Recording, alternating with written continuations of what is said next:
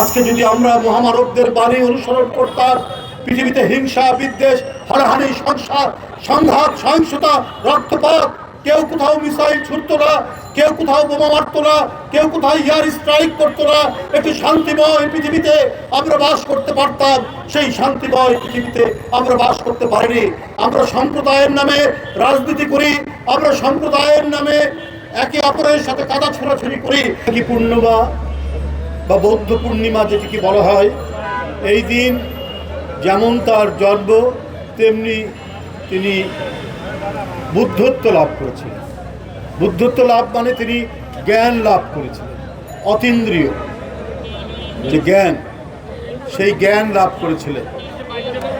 আর এই দিনেই তার হয় পরিনির্বাণ, অর্থাৎ তিনি পৃথিবী থেকে বিদায় নিয়েছিলেন। এই দিনটি যেমন বৌদ্ধ সম্প্রদায় বাংলাদেশ সহ সারা বিশ্বের একটি পবিত্রতম দিন, উৎসবের দিন, তেমনি মানব জাতির জন্য এটি একটি গুরুত্বপূর্ণ দিন। কারণ মহামানবদের বাণী, কোন ধর্ম সম্প্রদায়ের জন্য এককভাবে নয়। ধর্ম সম্প্রদায়ের ভেদরেখাকে অতিক্রম করে মহামানবদের বাণী মানুষের কাছে গৃহীত হলে সেই মানুষ হয় আলোকদীপ্ত, এবং তাদের বাণী, কালের যে সীমা, যে লিমিট, সেটাকে অতিক্রম করে যুগে যুগে মানুষকে উদ্দীপ্ত করে, মানুষকে আলোকিত করে। এবং পৃথিবীতে মহামানবরা ওই বাণী দিয়েছেন যা একেবারেই সাধারণ মানুষকে উদ্দীপ্ত করেছে। তারা কোনো ভদ্রলোকের জন্য, এলিট শ্রেণীর জন্য বাণী দেননি, গোটা মানব সম্প্রদায়ের জন্য দিয়েছে। যেমন আমাদের ধর্মের শ্রেষ্ঠ মহামানব, পৃথিবীর শ্রেষ্ঠ মহামানব হযরত মুহাম্মদ সাল্লাল্লাহু আলাইহি ওয়াসাল্লামের একটি বাণী, শেষ বিদায় হজের যে বাণী, পিতার অপরাধের জন্য পুত্র দায়ী নয়, পুত্রের অপরাধের জন্য পিতা দায়ী নয়। এই অমর বাণী কাল অতিক্রম করে আজও সত্য নয়, আজও সত্য। তেমনি মহামতি বুদ্ধ বলেছেন, তার যে মহামূল্যবান বাণী, অহিংসা, ন্যায় ও সাম্য নীতি, এইটা নিয়ে তোমরা পথ চলো। তিনি মানুষকে মানুষ হিসাবে দেখেছেন, তিনি প্রাণীকে প্রাণী হিসাবে দেখেছেন। এই দেখতে গিয়ে তাদের দুঃখ কষ্ট উপলব্ধি করেছেন। এই দুঃখ কষ্ট ধারণ করতে গিয়ে এটাকে কিভাবে লাঘব করা যায়, তাই দীর্ঘদিনের প্রায় 6 বছর, 29 বছর বয়সে তিনি গৃহত্যাগ করেছেন, এবং 6 বছর তার পথ পরিক্রমায়, তার সাধনায় তিনি যে বুদ্ধত্ব লাভ করেন,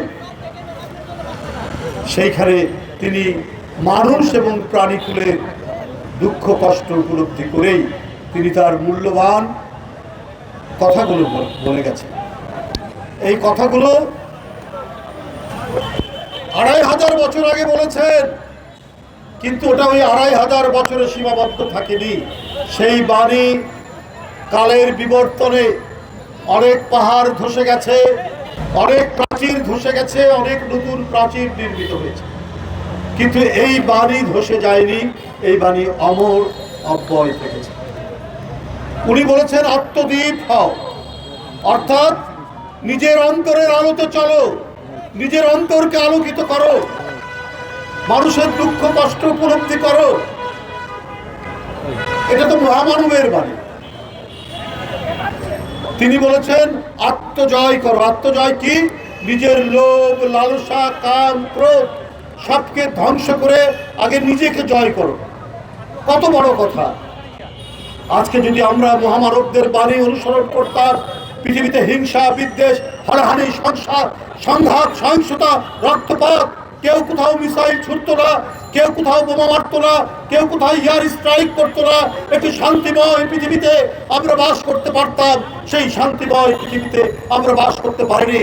আমরা সম্প্রদায়ের নামে রাজনীতি করি, আমরা সম্প্রদায়ের নামে একে অপরের সাথে কাদা ছোড়াছুড়ি করি, কিন্তু তাদের বাড়ির চর্চা যদি আমরা করতাম, পৃথিবীতে গোলাপ ফুলে ভরে যেত, পৃথিবীতে বেলি ফুলে ভরে যেত, পৃথিবীতে ফুলের সুগন্ধতে ভরে যেত। তাই বন্ধুরা আমার, আজকে এই দিন শুধু বৌদ্ধ সম্প্রদায়ের পবিত্র দিন নয়, এই দিন বিশ্ব মানবের অত্যন্ত পবিত্র দিন। আমরা বাংলাদেশে একে অপরের সাথে